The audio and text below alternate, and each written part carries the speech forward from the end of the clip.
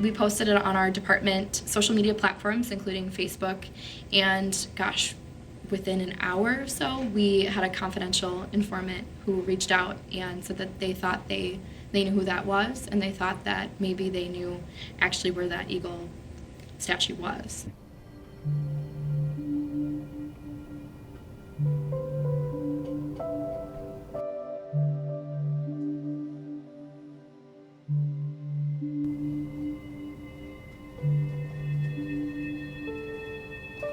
It's very much an opt-in, permission-based program. We're not seeking to be Big Brother in any way, shape, or form.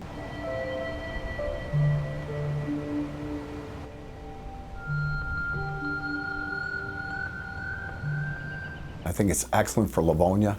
In fact, we were one of the first police departments in the state of Michigan to be involved with this, and I feel it has made the community safer.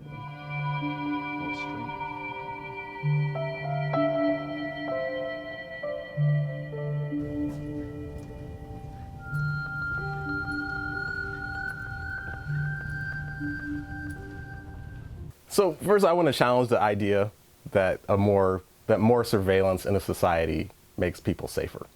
I don't think that's true, and I especially don't think it's true for marginalized communities. I think the inverse is true.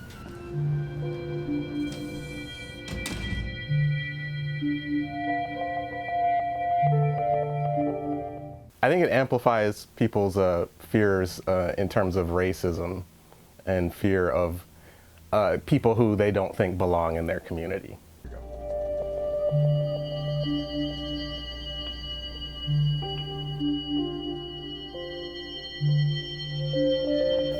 We're about communities. We're about protecting our people. That is our #1 objective and goal at the Livonia Police Department, and I feel this helps us accomplish our mission.